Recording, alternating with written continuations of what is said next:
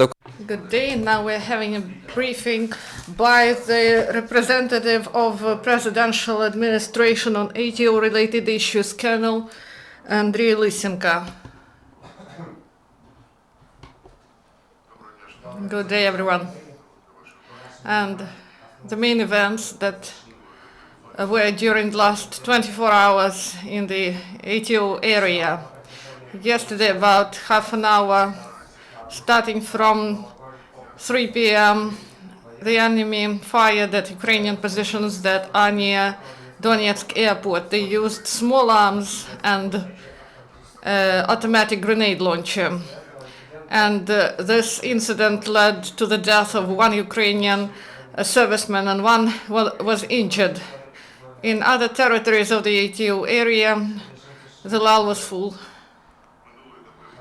And yesterday, Ukrainian border guards observed one drone in the area of Mariupol, and as to Svatova, at 6 p.m., they extinguished fire in the storage facility, and they liquidated the fire in the buildings, and they continue to demine the territory from the unexploded ordinances, and everyone tries to help those who suffered. One former militant returned to the territories of Ukraine, and it happened because of a special program.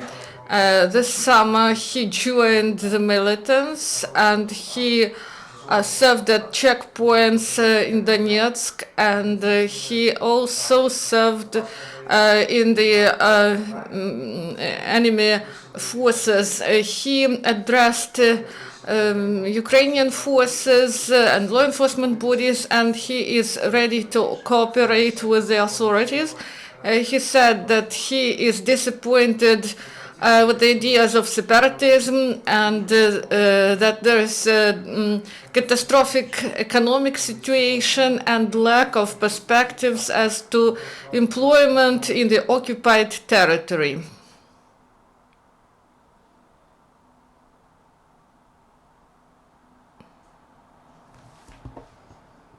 I'm Roman, and I joined the militants. I am the resident of Donetsk Oblast, and in summer I served at checkpoints. I had a Kalashnikov gun and wore uniform, and the militants suffer from drugs and alcohol, and I heard about the program of SBU, and I decided to return home to peaceful life, and now I join my family, my relatives, and I address everyone who carries weapon. You should lay down the armor and return to your peaceful life. And they continue to fight the enemy, and the SBU officers they stopped the channel of contraband, and they confiscated 1 million hryvnias. Military intelligence detained a serviceman, and he said that he was a colonel, and he told them some stories about wounded servicemen who need money for treatment and transportation by plane, and this criminal got 50,000 hryvnias from volunteers, and he transferred this money to accounts of his relatives, and the rest of the money he spent for his own purposes to buy alcohol.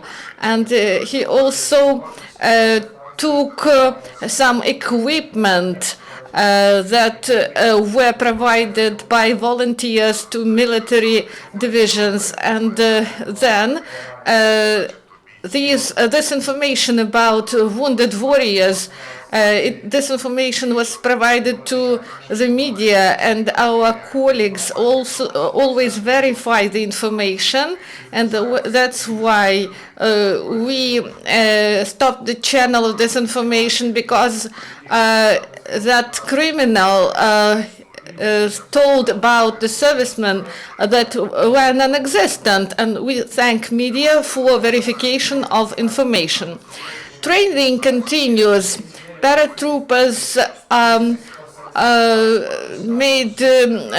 they were parachuted from planes and helicopters, and they they were training on the training ground, and our colleagues from the United States, General Mark Miller, visited paratroopers, and he attended Felias Guardian 2015. Mark Millian was satisfied with the actions of his colleagues, and he greeted the cooperation among Ukrainian and American servicemen. He said that we should continue cooperation, and we should continue cooperation between the United States and Ukraine in the military sphere. Servicemen tried to help civilians, and the law enforcement officers helped civilians in their household.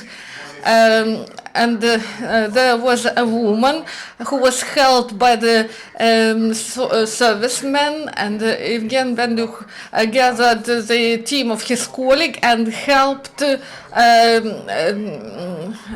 woman to prepare for the winter. And 7 trucks with humanitarian help went to the occupied territory, and they brought some materials and hygienic means to the population of the oblast. This is all information for today. If you have some questions, please ask. Politico magazine. I just have a question about the buffer zone, the grey zone. Can you give an idea of how many people are living along the buffer zone? And then I have a second question as well once that's answered.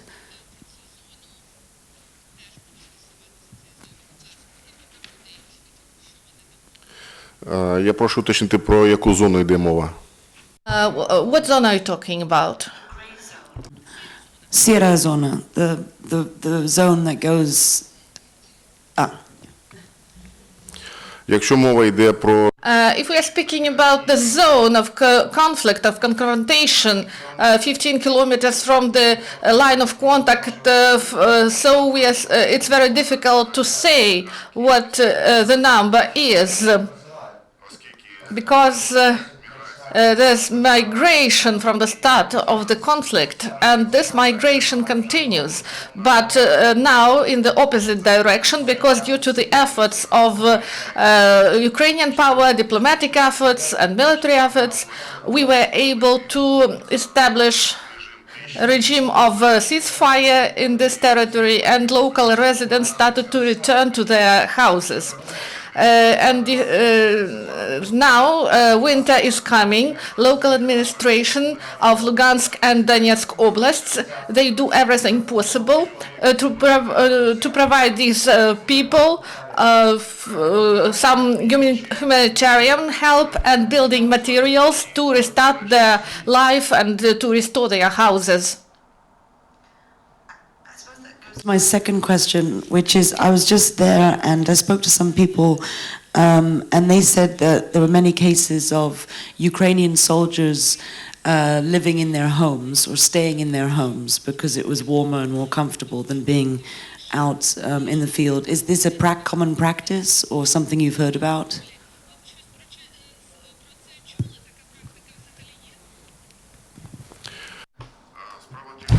The thing is, the servicemen who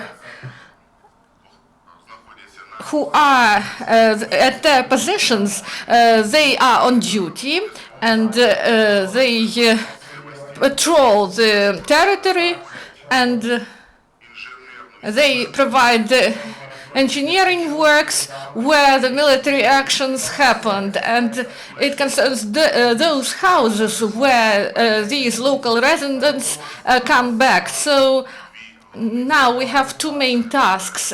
The first one is to help local residents to survive in these conditions. So food is provided and some building materials. And the second one, and this is one of the main tasks, is clearance and demining and clearance of unexploded ordnance.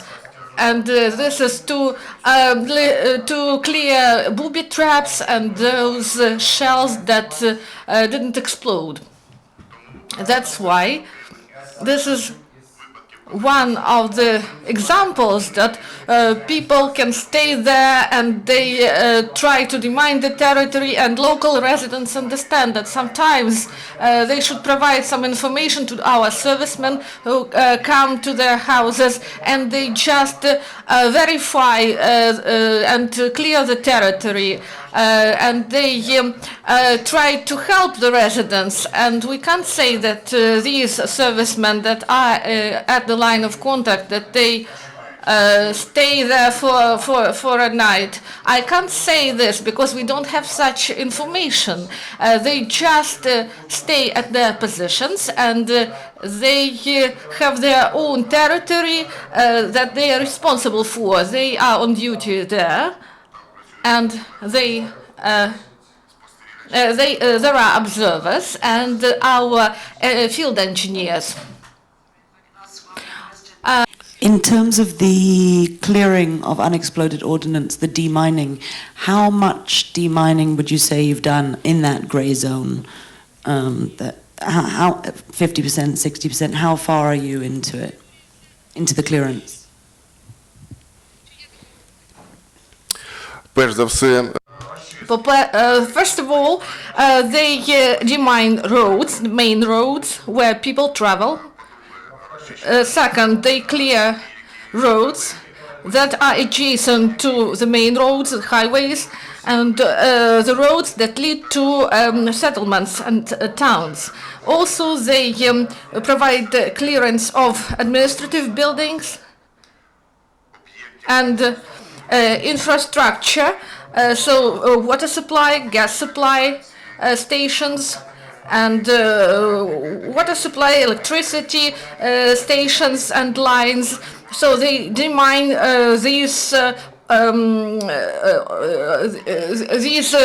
pieces of infrastructure so that people could get water, electricity, and we may say that I can provide some data that during this month they demined more than 15,000 objects were cleared in the territory. So it concerns grenades that are unexploded and shells and mines that were put, and anti-personnel mines and anti-tank mines. So if we are speaking about some number, it's very difficult to say because it depends on the situation. We are helped by local residents who provide us with information where these unexploded ordinances are, and when we get this information, our brigades come to that place and they work there.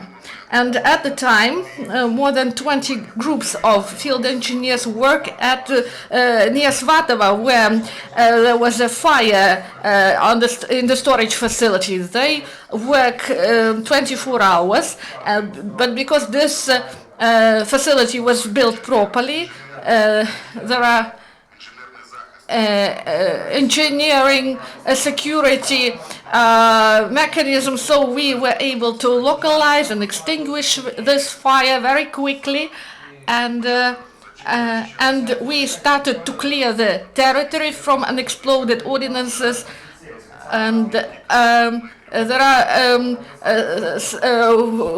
hundreds of meters of this territory that is contaminated with shells. Ще одне питання. 15,000 objects, is that representative of the amount that you demine every month? I'm just trying to get an idea of how many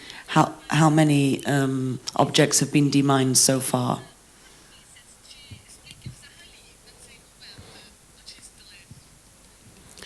Завдяки тому, The authority of the state made everything possible that in this zone of contact they did everything that ceasefire was established, and we try to demine the territory as soon as we can. Because in months there were active conflicts and there were military actions, the field engineers were not able to demine because it was a dangerous situation, and now they have the opportunity to demine. And they use this opportunity, and they also restore infrastructure for people who are in this gray zone.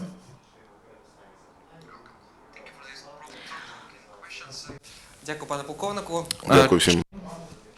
Thank you. Do you have some other questions?